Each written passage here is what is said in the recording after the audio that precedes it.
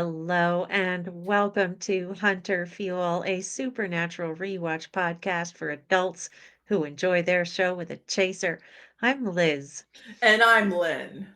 Thank you so much for joining us for season 3, episode 4, Sin City. We model responsible drunkenness here. All participants are way over 21. No one is pregnant. No one will be driving, handling weapons, operating heavy machinery, or sleeping with our sister. Well, stepsister. Oh, If you're playing along with us, those are the rules. If you decide not to follow them and you do something stupid, don't blame us. Lynn, what are you drinking this evening? well, due to running behind, I couldn't get very creative tonight, so I just Mm, went for a good old vodka and soda, which it actually, okay. for me, because it is a sort of a faith-based episode. To me, this does look like precious blood, so and to me, it actually kind of works. I know it's That's a wee bit of a stretch, but it that's your works. story and you're stinking. Yes, I'm Wow, speaking to it. you're stinking to it. Tonight's gonna be fun. Oh, it's gonna be awesome. And I've had not a drop of alcohol yet. Neither have And I. speaking of which, Lynn, what is your guess for the theme of this week's cocktail?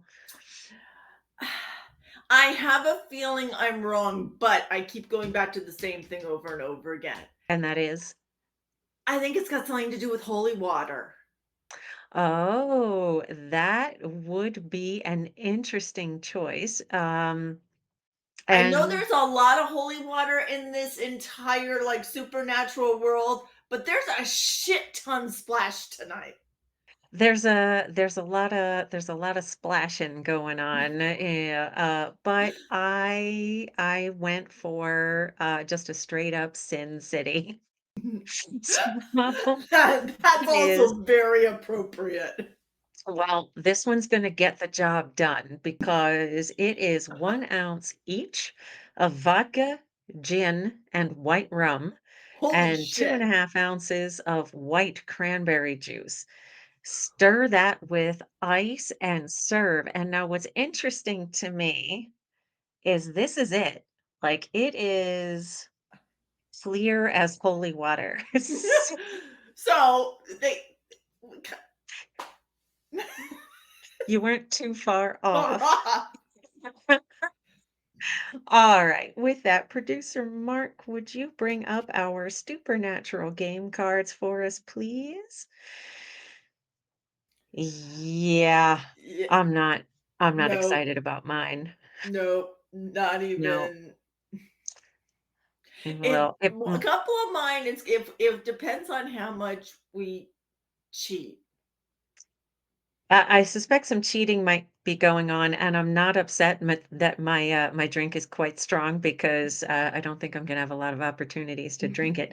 But as always, the first one is on the house. So if you're playing with us, there is a link to generate a card of your own in the link tree. Give yourself the center square, and Woo, cheers. cheers.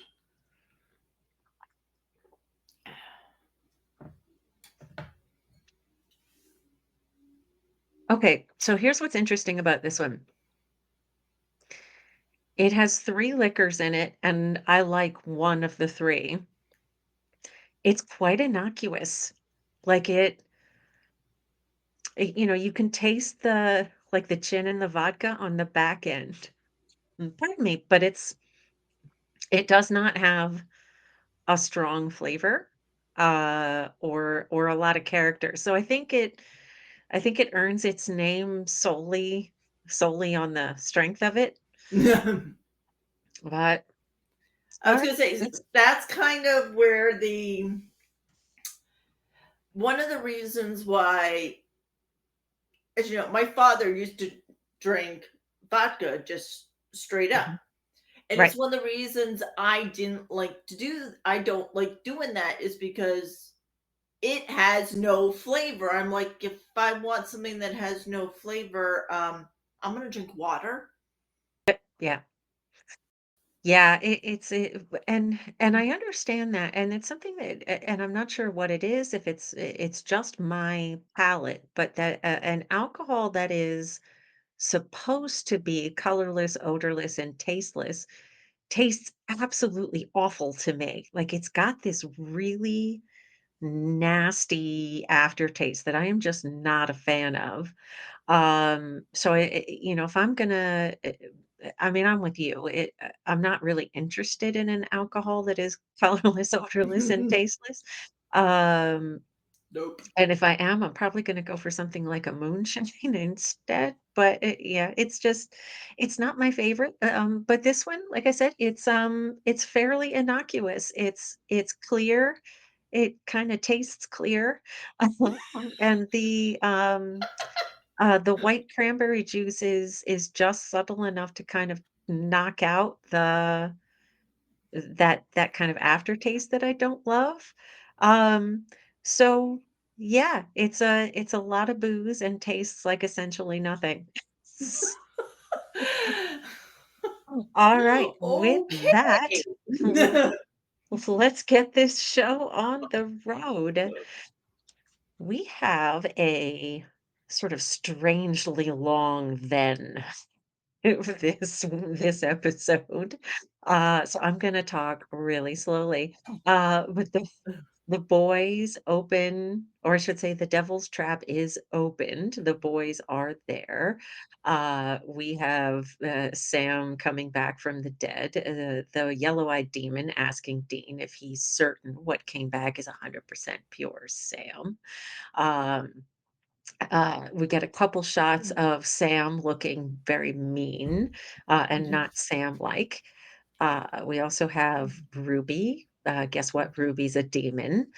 She's got a knife that kills demons. Oh, Dean my kills favorite shot. I love that That shot. is a great shot. We get the whole shot of Dean killing the demon, with the yellow eyes, and then we cut to now. We are in a church, um, and I'm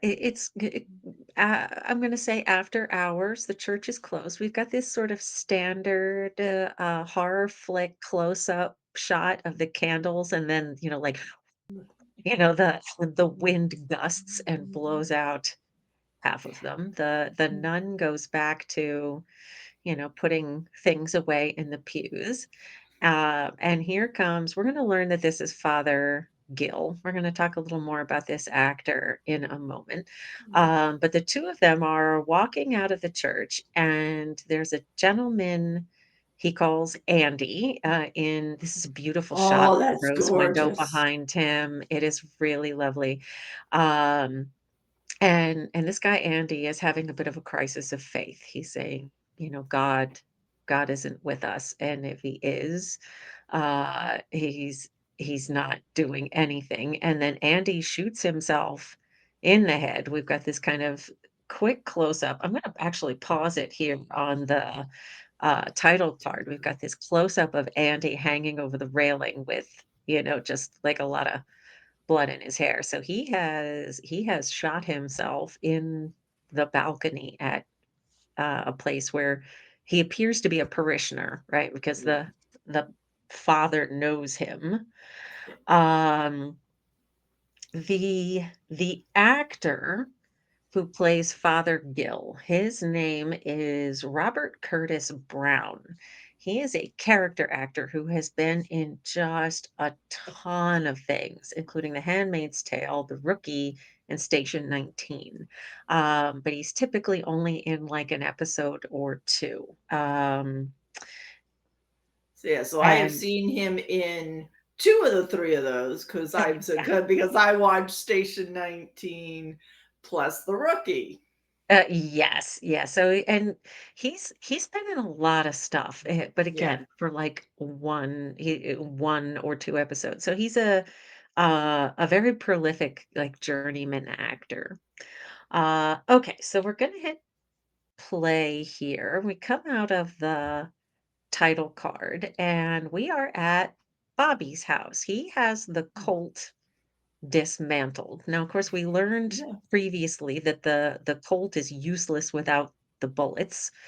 So at the moment, it is a standard antique revolver. Um, Meanwhile, Sam is looking for a case. Yeah. And he is talking about a place called Elizabethtown in Ohio. And Dean is like, can't, there's got to be a demon or two in South Beach. And his response is, sorry, F, maybe next time.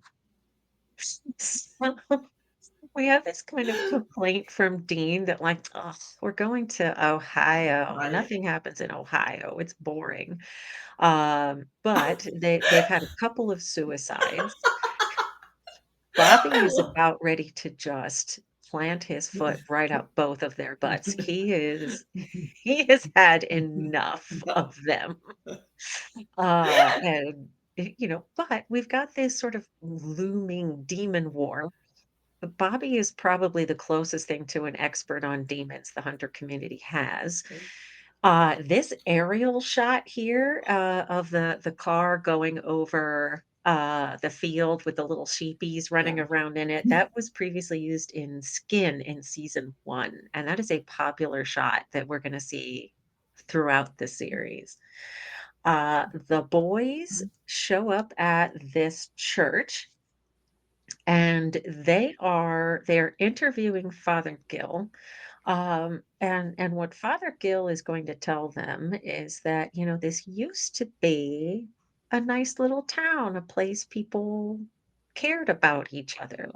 Um, Andy, the guy who, committed suicide in the balcony, like he was in the choir, and just all of a sudden, a couple of months prior, everything changed. Andy gambled away all his money. He destroyed his businesses. It just like all of a sudden there was a big personality change.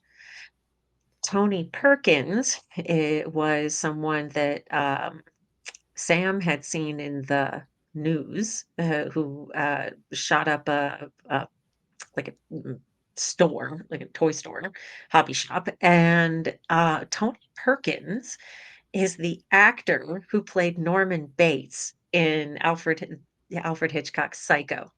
So there's a little nod there. Is it And just me, or do you always sort of feel like there is something off with that priest? Like from the get let's go? put a pin in that, actually. So let's talk about that a little later. The boys show up at the motel. So we have a quirky motel room. There's a mirror on the ceiling, which Dean is just tickled pink about. And across the hall is, hey, Mm. Richie. And Richie has a young lady with him. He identifies as his sister. Let's But call her Dean is Cheryl. like, Dean's like, yeah, right. Who, of course, they're all checking out. Well, stepsister. Stepsister. So, yeah, we have a quirky motel room. Dean checks out a woman. I made a mistake in the last episode. I said she was Richie's niece. He says no, she's his sister. Um, and Oh, they're talking to Richie. Apparently, Richie and Dean had been on a case together previously. And again, you get a sense of just how incredibly tall Jared and Jensen are. They're just towering over this actor. who And who doesn't appear to be that short. Like he no, kind of looks normal. I he's a hate to say perfectly average normal height. heighted. Yeah, yeah, he's a perfectly average height, and he like barely comes up to their shoulders. He's, but there's kind of a lengthy conversation here. I will say this episode is pretty talk heavy. Um, But their operating theory is that there's some kind of possession situation going on, that, the people in town are, vessels for demons, and that's what's, causing the suicides. But that sort of doesn't make a lot of sense because, like, these are their vessels. Oh, and of course, Dean is tickled pink again that there's the magic fingers. But they pull into this little town, and for all that he was complaining, couldn't there be any demons in South Beach? Like, this town is popping. Like, just a lot of women dressed very provocatively. The boys are catching a lot of attention. D Dean is about to collapse. He can't figure out which one of the 2 I are. love There's this this scene. Like, he's walking backwards, and then all of a sudden, I love how Sam just like, come on, let's keep things moving. Come I on, know, I this know. great shot from the woman in the backseat of the car, and, um there's a lot of booze flowing, very freely, a lot of women dancing, it's like the Dean's gonna break his neck, he keeps trying to check all these ladies out. Uh, and this bar is the same bar that was used in the season opener in The Magnificent Seven, so they've just reworked it. Um and again, they're so they spot Dean spots the bartender who is lovely. This is Sasha Barese. We're going to talk about her a little bit more in a moment. And Richie says, "Yeah, they've got a little something special planned for later." And Dean is like, Like, "No, no, no really? way Like, he gets a girl like that." And there's this weird line, "You could fit that ass on a nickel," which attracts Father Gill's attention. So Father Gill is at the bar, and Dean calls him Padre. Was of like, course. what are you doing at a bar?" And it's like, okay, priests can't have sex. There's nothing in the rules says they can't drink. If Jesus can make wine, we can drink it. So the priest says he's where his flock is. There's this great exchange here between Father Gill and the bartender that we're going to talk a little bit more about in just a moment. Um, but she says she makes a mean hurricane, and Sam is like, "You drink hurricanes?" Dean's like, "I do now." Now, Dean is Oh, Dean is a kid in a candy store right now. oh my goodness. 6'1" kid in a very pornographic candy store. It's just like, Oh, I cannot get enough of all of this, and holy no, crap, where has this place been all my life? And our fir indeed. So we do have somebody splashed with holy water, because we've got somebody coming into the barn, with a gun. They tackle him before he can shoot anybody else. We get a close up of this guy. His name is Trotter. And Reggie, according to his recon, it says that Trotter is kind of when, things all started. He owns all the vice in this little town. There's a ton of cops around. Sam is getting itchy. Like, Yep. we're kind of wanted by the cops still. We should probably not be here. That and Cops aren't can they that and if they really figure out who they are, they're actually supposed to be dead. If I y at least Dean is supposed to be dead. Yeah. Well, now wait a minute. Let me think. No, because 'cause we've had the usual suspects now, so they know they're alive.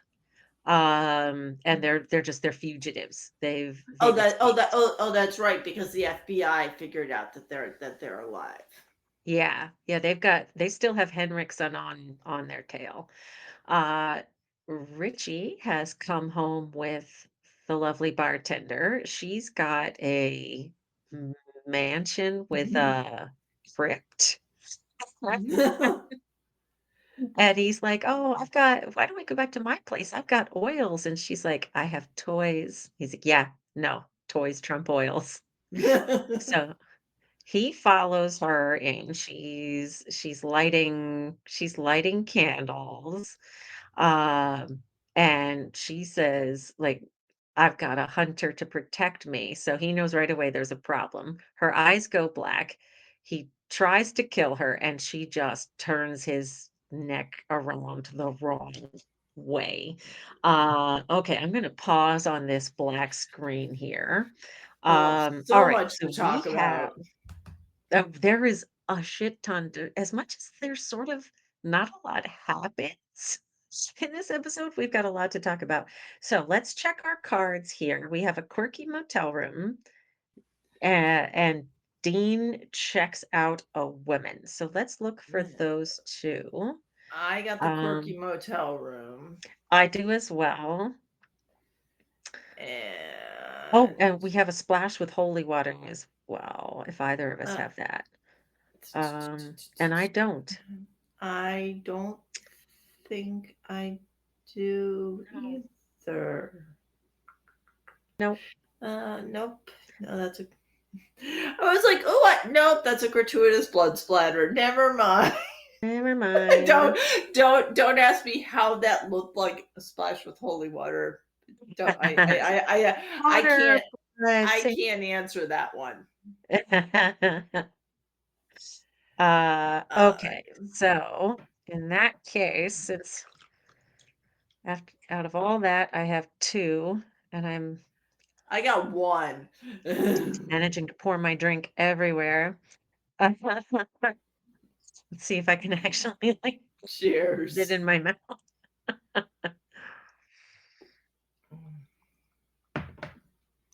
Mm, mm. All right. Is 10 it bucks gross? says at some point this evening I pour this all over the floor. Okay. I thought you were gonna say all down your cleavage. Well, that could happen too. All right. Let me take a look here. So, as the boys pulled into town, Run Through the Jungle by Creedence Clearwater Revival was playing. The actor who plays Trotter, his name is Don S. Davis. And again, he's another extremely recognizable character actor. Yeah. He's appeared in just a ton of stuff, including Stargate SG-1, The X-Files, and Twin Peaks. Ah, Meanwhile, yeah. Sasha Baresi had originally auditioned for the role of Bella Talbot, which obviously went to Lauren Cohan. Yeah. But they liked her so much, they specifically wrote this role for her. And man, she does a fantastic job. Like Yeah. you can tell that they really kind of like wrote this right to her strengths. Yeah. Um, She's, again, been in a decent amount of stuff, but, she's probably best known for playing Tracy in the Hangover franchise. So if you've seen the Hangover films, you might recognize her. Mhm. I wanna talk a little bit about the scene between the priest and the bartender. So we're gonna assume you've seen the whole episode here, and you know that, uh, Father Gill has a secret. Yeah. Just Um just a Just little. a tiny little secret. So I think you're let me say that differently. I agree with you halfway. I think when we see Father Gill in the very beginning with the nun, I think there's a really big difference between this actor's performance then and what we see in the bar. Oh, yeah. Um I I personally think when the boys interview him, he's still Father Gill, I but don't by know, this point, he's definitely not Father Gill at this point. yeah, I honestly go back and forth on this one, Yeah, on that one, because there's little tiny things he says with the nun that make me wonder when he's like, "Okay, yep, that's enough." Like, when he's like, "Yeah, that's enough for the night," and I'm like, "Oh," like, I don't know why I keep thinking that that's gonna go sideways on for yeah. the poor nun, and, I like, that just may feel like but I'm sorry, I'm interrupting you. Go ahead. no, I just for some reason, that line makes me cringe, and Okay. I and also don't know, I feel like, and I could be wrong. I could 100% be wrong. I feel like if he might have tried a little harder, if he was, I felt like he was doing, what's the expression I'm looking for, and it's totally escaping me right now. When you're just sort of talking your way through a situation even though you don't necessarily believe what you're saying. Mm, Um, like he if the demon was trying to honestly play the priest and just sort of saying what he felt the priest would be saying, mm. you know what I'm Well, saying? I so don't know if you I know follow. what you're saying, and I mean, the truth is we have no evidence one way or another, so it is just it's a matter of opinion. Yes. For me personally, I see a difference in the actor's portrayal between the opener and even when the boys go interview him and this scene here. Like I personally see a very different characterization from him in the bar compared to what we saw earlier. But again, there's nothing we see on screen that proves one way or the other. So Yeah. your opinion is every bit as valid as mine.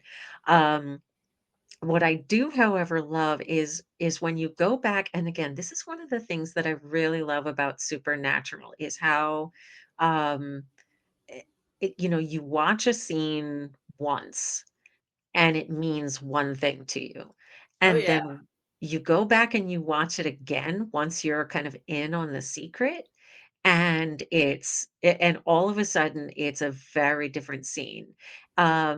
So, before you're in on it, that Yeah. on what Father Gill is hiding, it seems like a priest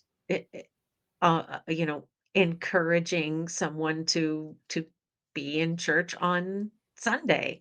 But when you know that these two people are both vessels for demons who have been together for centuries, it suddenly becomes very flirtatious. And when he says, I better see your butt on Sunday, like he means it. Yeah. Like that's literal. He wants to like see her butt.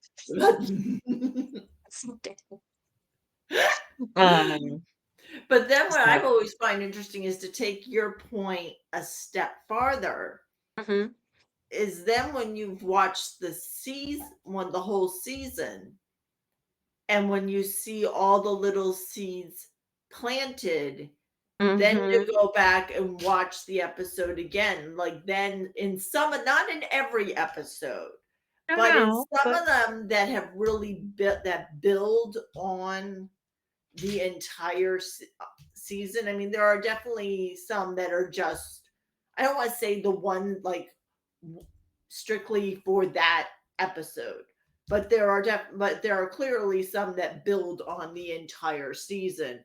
And then when yeah, you watch the entire season and then go back and all the little cookie crumbs that they're sort of dropping yeah. throughout the whole thing, and you go, "Oh shit."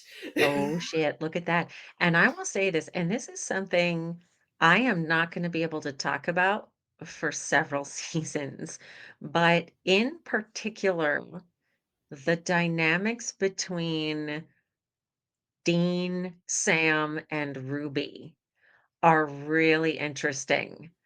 And there's a lot there on rewatch. When you Yeah. know what that story arc is, and you come back, you're like, "Oh, fuck." Yeah.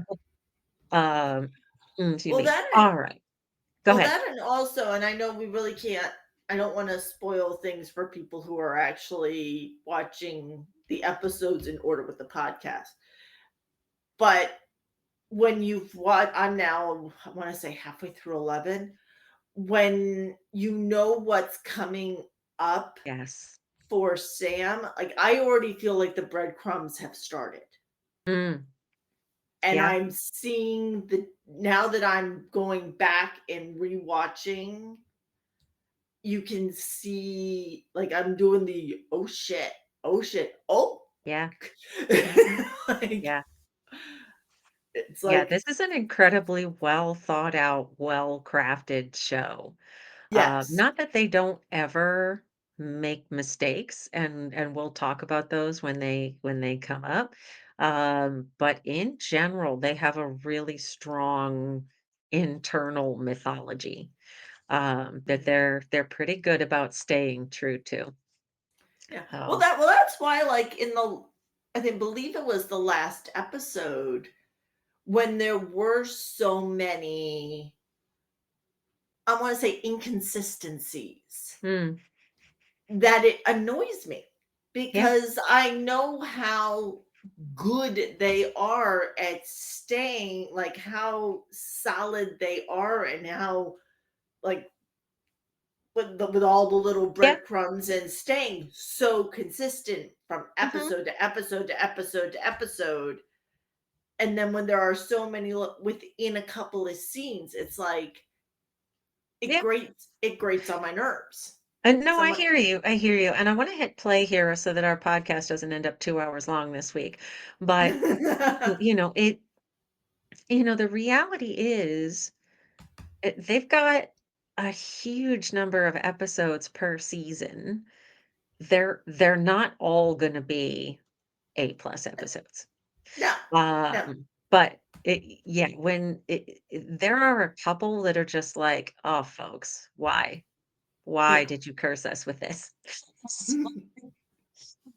All right. Hitting play. Coming out of the black screen, we've got Sam and Dean. They're at the bar, and Dean has up here a giant ass burger, absolutely giant, and he will touch neither. And I'm really pissed off about it. But Dean has realized that Richie has gone missing, and he's like, okay, no, something is wrong. I need to go look for him.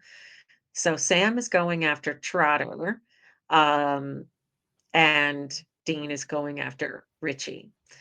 Cut to, I almost called him Jim. Jim Beaver is an actor. Cut to Bobby. Bobby is trying to make the Colt go. He's trying to make the Colt work. Um, and you see him out in the backyard with a target, uh, kind of tweaking it. And here comes Ruby. And Mhm. Ru Ruby flashes her black eyes at him, and, uh, there's kind of a long conversation here, and Mhm. she's saying, "Go ahead, test it out. Shoot me." And she calls him a panty waist, and he does. He Ooh. shoots her right in the chest, which, of course, the Colt isn't working yet. He knew it wasn't working yet. Um and it does essentially nothing. Um, so But you I can mean, see at least he's tweaked it enough where it hit her. it did hit her. It did hit her. He got a bullseye. This is a beautiful shot here. Cut to Sam walking down the hall. This very like sort of off kilter shot. And Sam is being so incredibly stealthy. He forgot to turn the ringer off on his phone. So we've got a Sammy, so we will look for that. We also had a Seriously. Um, so we'll look for those two. But cutting back to Bobby, I think Jim Beaver does a great job there. Like you can see, like he's facing a demon with no weapons at all.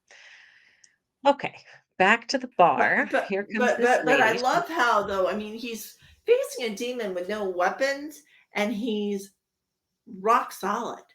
Like, I mean, you he can see in his face, he's nervous, but he's not running. So she says she's gonna help him make the gun work. Here we are in the bar. Dean is sitting at the bar talking. This young lady approaches him. She is lovely, and come to find Mhm. out she's working, Yes. and she offers to cut him a hot guy discount.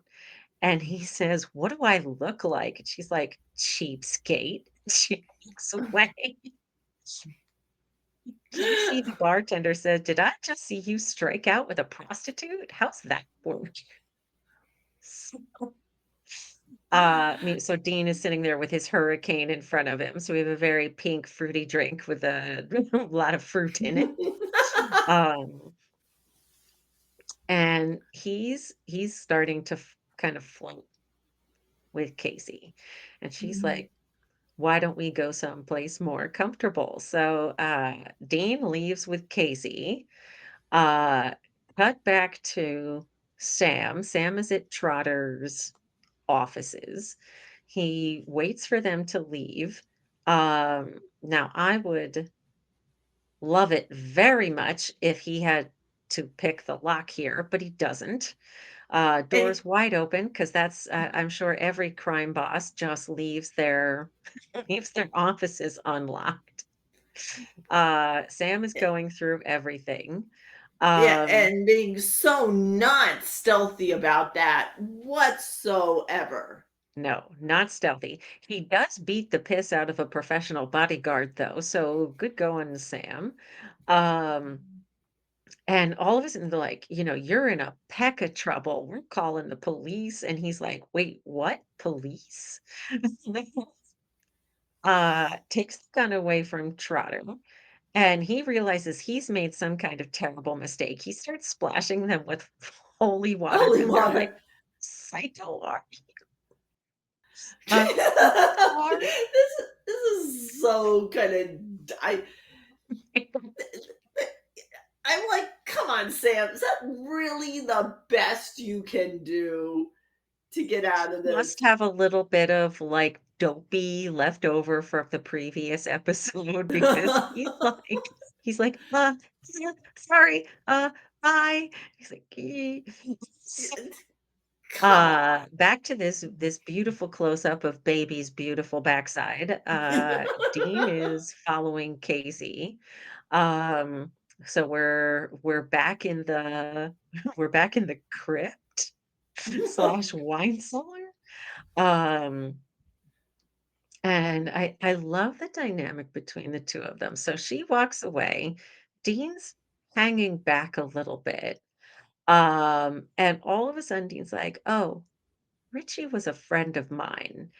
And you see it hit Casey that, you know, this is not a mark for her, that, uh, Dean has already been there ahead, and I love this. She charges at him, Oh, hits some kind of wall, and just jerks back. That is a great effect. I love that so oh. much. Dean has been there previously and painted a devil's trap under the carpet. So we have a demon stuck in a devil's trap. We also have an exorcism because we discussed it previously, and we decided if somebody Yeah. attempts an exorcism, we're counting it. Yep. But she's a little more powerful than the average demon, and as he's trying to exorcise her, she uh, wrecks everything. So the book tears Yeah. apart; it flies out of his hands. Um, Everything Yeah. starts cracking and breaking, and the ceiling collapses, and now the 2 of them are trapped in this creepy, evil cellar together. And I love Sasha Bareilles' performance here. She's just Oh, like, "Oh, sucks to be you now, doesn't it?" yeah. Uh, Oh, I love that okay, we're you gonna are. pause on the black screen here. Oh, Um Okay, let's see. We've got quite a bit to look for. Splashed with yeah. holy water. Yeah, Unfortunately, not Dean eats or drinks, and no lockpick, but we do have a Sammy. and a Dean d stuck in a and devil's trap and an exorcism. yep, And I and don't think I really have any of those. I have all of them, and I now have 4 in a row. Oh, that is awesome. Good for S you. Now if we have a I gratuitous blood splatter, which I genuinely can't remember if we do or not, mm, I honestly don't remember. I'll have 5.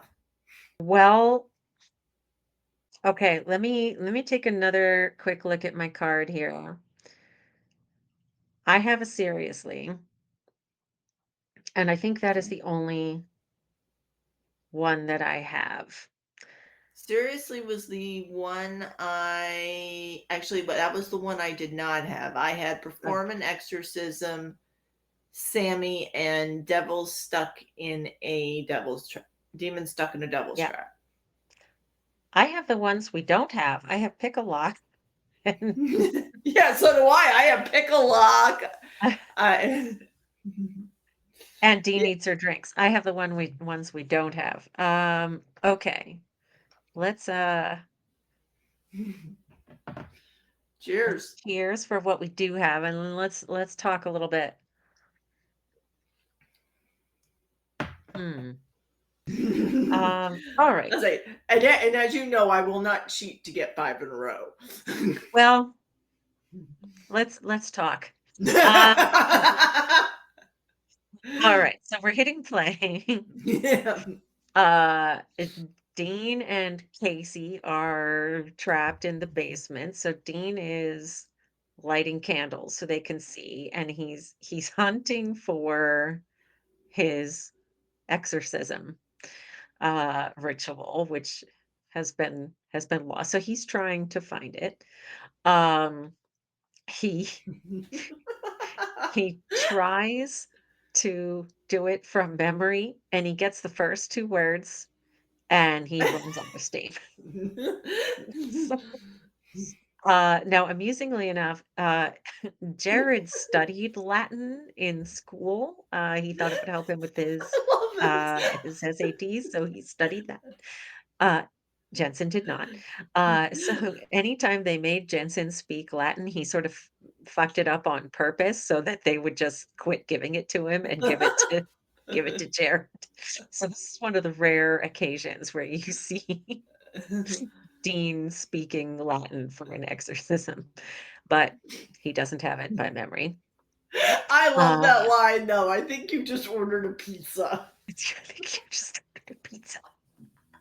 I love that line. It So cracks she me up. says she's got backup coming as well. So, so Dean is waiting for Sam. She's waiting for someone. Dean doesn't know whom. And they're just going to have to see if the cavalry or the Indians shows up first. Back to the bar. I am prepared to call this Sam gets hit on because this escort here is taking a crack at Winchester brother number two. Oh yeah. And She definitely is hitting on him. There's yes. No, oh she's hell yeah. working, but still, like she could But be trying to attract anyone's patronage in this bar, and she's hitting on him. Okay, Lynn, I gotta ask you, do you recognize this bartender? I was yes.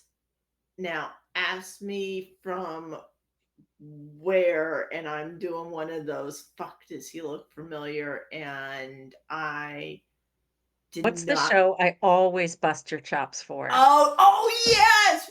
And the worst thing is now I want to call it by the nickname you gave it. When calls the heart. Yes, this is Dean Paul Gibson. He plays Jerome Smith in When Calls the Heart. Yes. So, uh, he gets Casey's address from bartender number two. He's going out after Dean.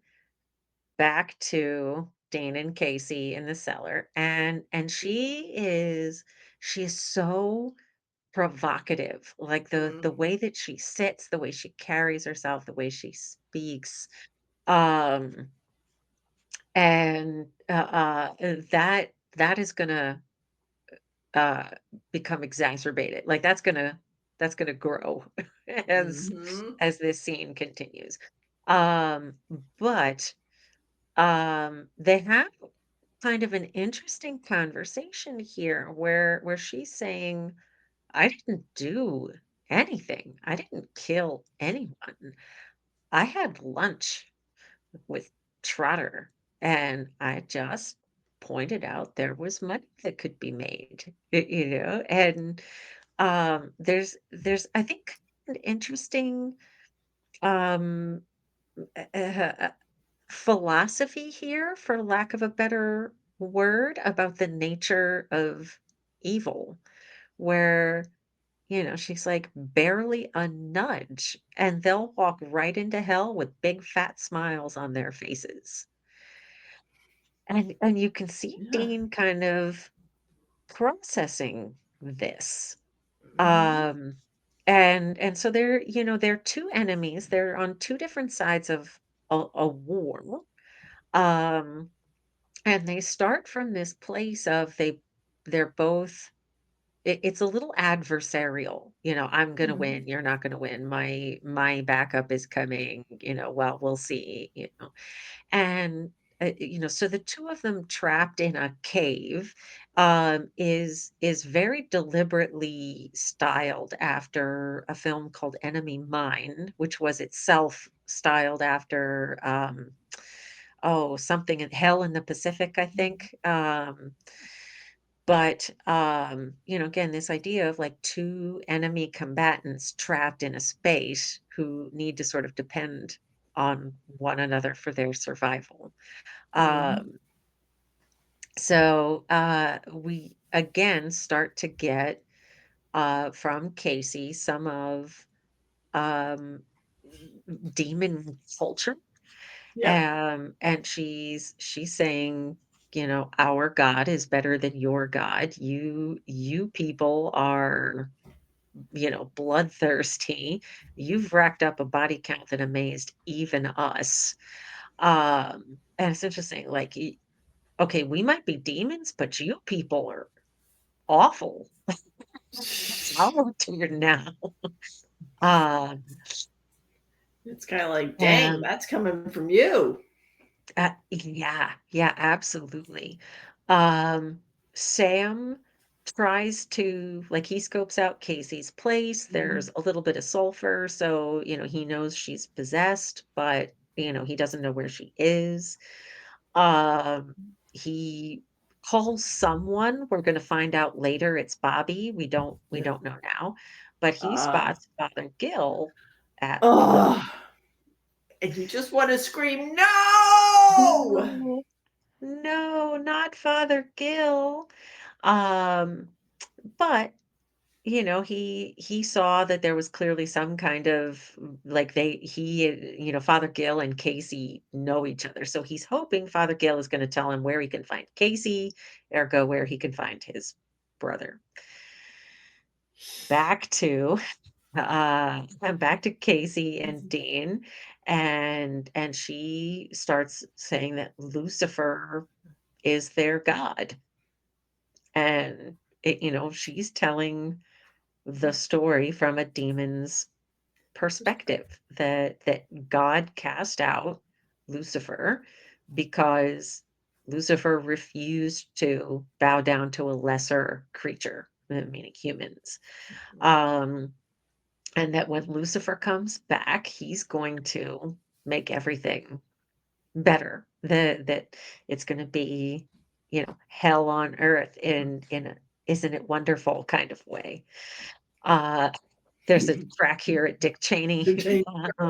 He's got a parking space reserved in hell. But this is all starting to get a little close to home for Dean, who, of course, his soul is earmarked to go downstairs when he dies at the end of the Mhm. year. Um, and she starts to say to him, you're not going to like it, Dean. And it's kind of an interesting point that like the Winchester brothers are responsible for sending demons to hell, and sort of like the reason Oh, why they put police officers if they're corrupt and they go to jail, the mhm. reason why they got in protective confinement is because they put people in prison. Yeah, And so it is kind of an interesting analogy that for Dean to be in hell, like there are going to be a lot of demons down there with a bone to pick when yeah, he gets down there. um yeah. again, it's this idea that hell is a place so awful, even the demons don't want to be there. Oh, yeah. Uh, But I go I back to and I know we've talked about it dozens of times, but I go back to in that scene where just the way that Jensen Ackles just even just glances down at the floor yeah, while she's describing it yes. says so much. Like, Oh, yeah. it's a subtle glance, Yep, yep. but It's it just a twitch of his eyes, screams. and it says so much. Yeah. And here Oh, we and get the now we reveal, know. Father Gill Yep. is not Father Gill. You know what? Let me pause it on this black screen quickly here. Okay, so we have Sam gets hit on, and I think that is the only one. Yep, and I actually have that one. I do, shockingly enough, have that one as well. Yay! So, cheers. Cheers.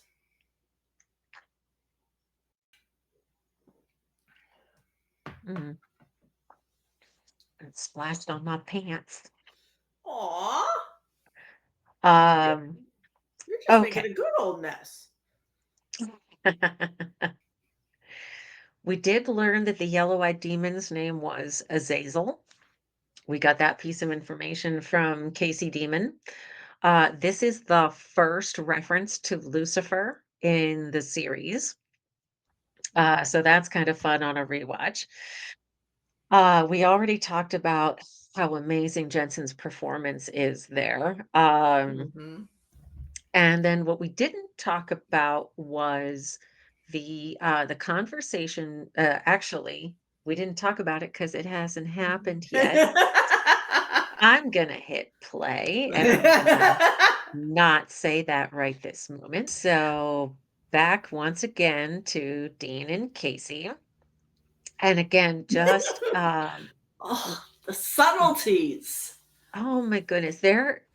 Okay, so there's not a lot happening in this episode, right? So everything is dependent on their performances.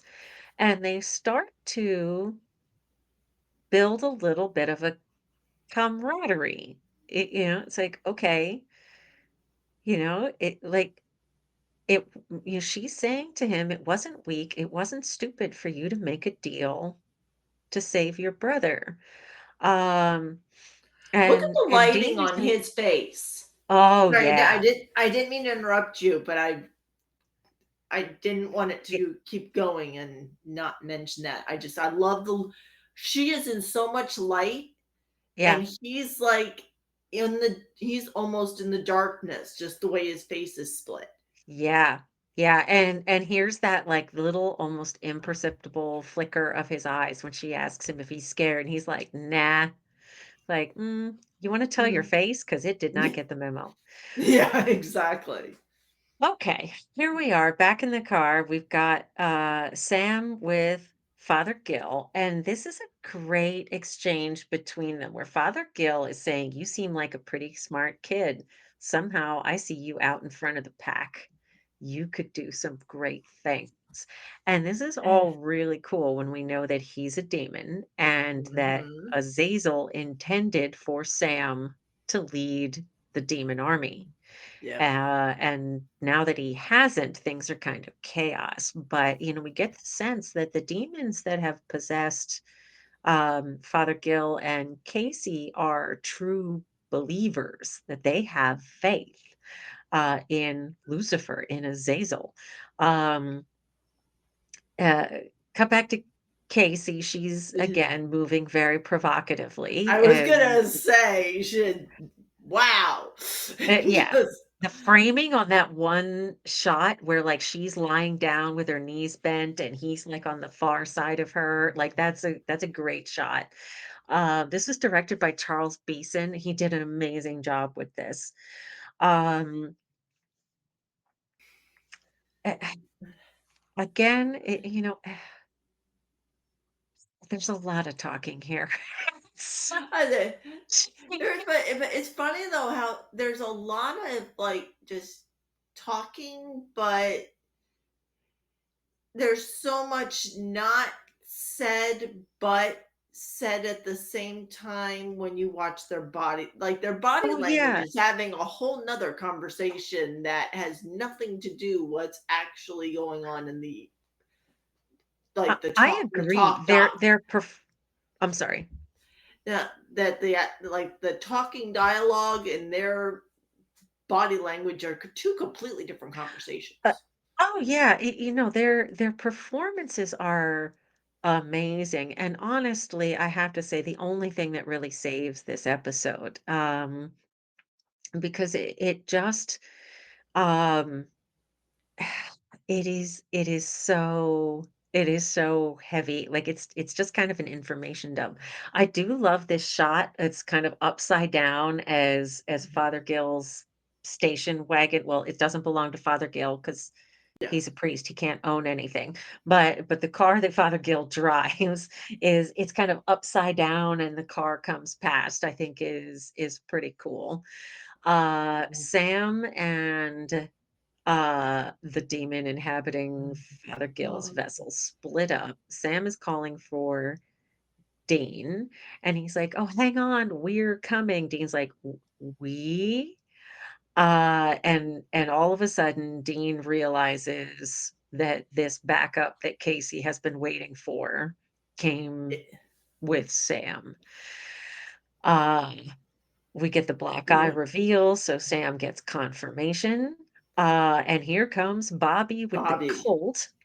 The demon sends Bobby flying. He sends Sam flying. Sam. Great shot through the windshield of Mhm. him crashing into it. So we have Sam gets thrown against a car. Mhm. The Yep. demon is on his way into the house. And We don't really Yeah. get an answer to how Bobby knew where they were, but there's Ruby, so she probably had something to Yeah. do with it, and we Yeah. have to assume that they have gotten the cult working at this point. Um, Oh, Dean and gets then slammed against a wall too. F Father Gill, starts to walk towards Casey, and she's like, "Oh, wait, no, do you think I'm just standing here for my own health?" There's the devil's I love the positioning of this, that he slams his fist down just Oh, outside of the devil's trap to break it so that she can get out. Uh, and big oh, smooch. This oh, is a great shot, with the 2 of them in this devil's trap kissing. Dean, I love how Jensen, like, gets up with his arm flailing, and he's like, "You you 2?" too? Uh, Oh, oh um god. But immediately she starts trying to protect him. She's like, "Let him be. We've got a choke." Choke. And she starts saying, like, "Don't kill him." You can see, like, she's genuinely distressed. She's like, "Please don't hurt him." Oh, Father Gill gets shot. We see Sam looking we've got a mean Sam yeah. face. I And love it. oh, it's great. And then he shoots Father Gill. He goes to shoot Casey, and Dean tries to save her. And Sam's, Yeah. Jared's performance is pretty good here, that we've got, Mhm. like, this very sort of cold look from Sam, that he just shot 2 human beings in cold blood.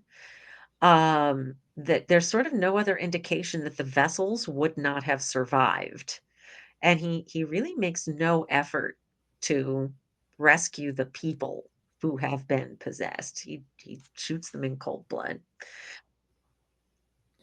I'm Cut trying to think to though, I mean, in the history of the show, how many times has the vessel survived? Well, keep in mind how early we are That in is the true. show. That is true. The main experience that we have with demons was from the season opener, and about Mm, half of the vessels survived. Um, Cut to this conversation here with Bobby and Dean starts to kind of broach this subject with Bobby, being a little concerned that maybe when Sam came back from whatever that Yeah. maybe he came back different. And Bobby's like, "No, no, I'm sure he's fine." And Dean's like, "Yeah, yeah, sure. I Yeah, we're both gonna just agree that he's fine, and it's fine. Everybody's fine." He's fine. All's good. Yeah. Um, Back to the motel with the mirror, all sparkling. There's no pink champagne on ice, however. And Ruby comes in, so it's while Dean is talking to Bobby, Sam is alone in the motel room, and you can see him, he's like, "I just shot 2 people." And she's like, "No, you killed 2 demons." Like, and, um, she tries to convince him that, like, "Hey, when demons take over a vessel, like, they don't care what happens to it." She says, "Rode hard and put up wet." Which even though it sounds like it is not a sexual reference, it's a Yeah. cowboy reference. Um, he picks up the gun and he starts to, like, threaten Ruby with it, and she's like, "Okay, but then your brother goes straight to hell, and I'm not gonna be able to help you." And I love this line here where she's like, "We're in a war, you are going to have to compromise some of your morals here." You know, and it's just kind of a great little moment where, like, Yeah. she stands there as he threatens to shoot her, and she knows just what buttons to push to stop him. Like, if there's any chance at all she can help Dane, he can't risk He that. can't. No. Um, and she's like, "Yeah, you're gonna have to do things that go against that gentle nature of yours." Um, so it's And there'll just be collateral damage. yeah, and it's just a great it's a great exchange between the 2 of them. Um, and she refers to herself as that little fallen angel on her shoulder, on his shoulder, excuse me. Um, um, so that is our episode. Wow. Oh, Let's see what we've got here. So we have Sam gets thrown against a car and a choke. Let's see if yeah, either one of I us have have. I have the choke. Oh, I do have one of the boys gets choked. Yeah, that's the only because no one got conked in the head. And no one became unconscious, so I can't so that's not Not that I saw. No, I was yeah. hoping so, but yeah, they managed to cling to consciousness here. Yeah. So the most Yeah, I have in a row is 2 and a yeah, total of 5. I have 4 in a row. 4, 5, 6, 7. Total of 7. Okay, so as of right now, you have lost by the least, and I understand you are not willing to cheat for 5, and I respect that. I do, however, want to go back and peek at something here. Let's I say, if w you can legitimately give me a gratuitous blood splatter, the one at yes, the end, they got shot in the head and it's oozing out. That and is it not a oozed. gratuitous blood. I completely agree, but what I'm going back to is this scene at the beginning where Okay. Andy shoots himself. Let's take a look here. So it is not our typical gratuitous blood spatter. It doesn't go like across the across the rose window, which would be a definitive blood spatter. We do, however, see like a red mist around his head. I would not call it cheating. I would call it a stretch. I I'm s I can't get my if you would like to put it on yours, it's fine. I can't get Oh, I don't myself have it. to okay. I'm pretty Yeah, no. confident I don't have it because I don't have any of Yeah. them. Let's double check, but yeah, no. No, this would be your call if you feel Yeah, no, because I'm staring and I couldn't even because I mean, I'm looking right at my and I couldn't even see the mist on my screen. So, which means yeah, it's a really faint one, so it would be a massive, massive stretch. it would be a stretch. All right, well, if you don't feel comfortable No. calling that, then we are gonna leave you with 4 in a row, and as of right now, we have yet to have 5 in a row during our regular season. No. However, interestingly enough, um, we are now 25% of the way through season 3. There's only 16 episodes in season 3. All right, so one thing you loved and one thing you hated. The one thing I loved was the subtleties of that conversation between Dean and the Dean and you know me with names. I'm Yeah, horrendous. Casey the bartender. Yeah, yeah, with Casey. Just as we were talking, as we were saying, like what they're saying and what their body language is saying are like it's like two conversations in one. And it just Yeah, shows the subtleties and the acting, and just there's so yeah. much going on in that. And I love that. I absolutely love that. Yeah, honestly, I have the same thing. And now, to be fair, there's sort of not much else in this episode. I mean, Um, I like this. Now for the one thing I hated was yeah. that stupid ass scene in when Sam's in that office and the way he gets out of that office. That is just dumb. That I mean, come on. It is a comedic little moment. I think it's hilarious, but it's this comedic moment in an episode that is otherwise not funny. It does seem sort of out of place and out of character for Sam, I think. As funny as it is, I can't disagree with you. It does feel a little out of place. Yeah, yeah, if it had been a comedy episode where he's like, it's like, but yeah, it just nothing works there. Just Yeah. nothing. I mean, for an episode in general, I like the episode. Like, it's a Mm. lot of there's a lot going on, and there's it I it I don't dislike the episode. Um, it's just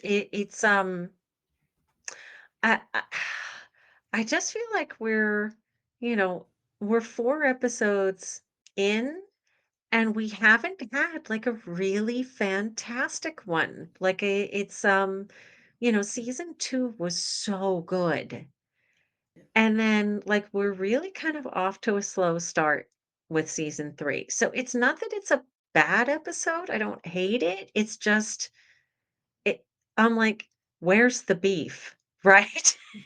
You Listen, compared to I like this one significantly better than I like last week's. I hear you. I know you were not a fan of last week's, and I can't say that I have a significant preference for this one. This one, it's good. Again, I think Yeah. Sasha Barese does an amazing job. The chemistry between her and Jensen is fantastic. Um, I will say the thing for me, the thing that I hated was Richie. Like Richie is a caricature. Like forget about it. Like, okay, come on. I'm not saying that there aren't people who kind of lean that heavily into that, but it's just like I don't know. I feel like they could have done better with Richie's character. They could have given him some depth, and it Oh, like, yeah. Dean keeps saying he's got a good heart, but he's bumbling. Um, and he's gonna get himself killed, and I just kinda feel like they don't show us that. I mean, the way he describes Richie is a lot more like a character we'll see far later in the series. Yes. Um, and so it's like there's some potential here that doesn't get fully realized.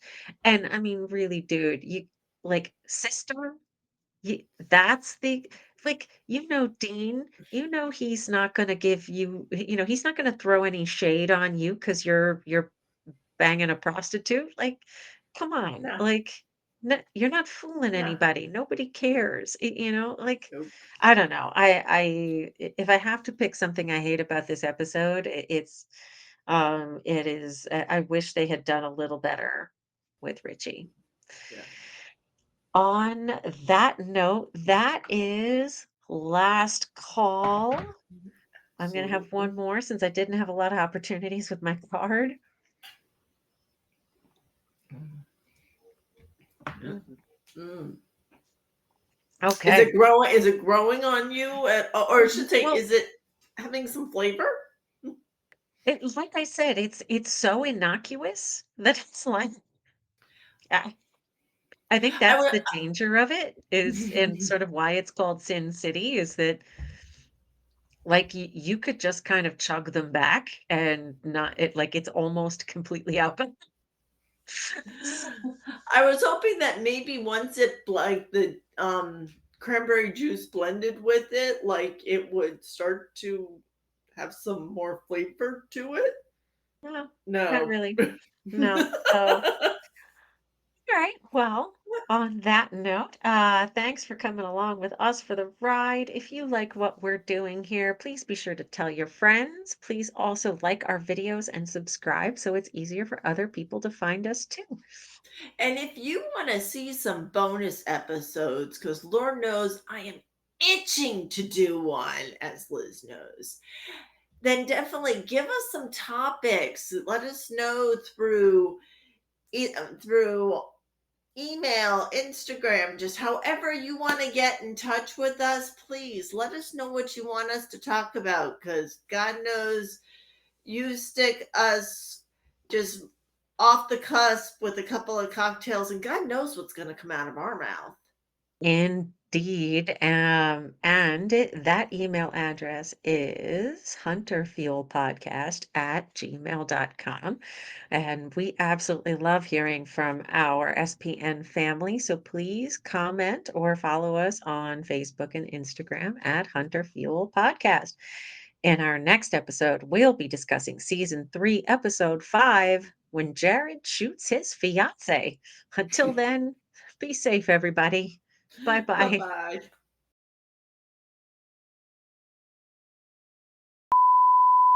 Gonna And hydrate. let's see here. Okay, I'm back in.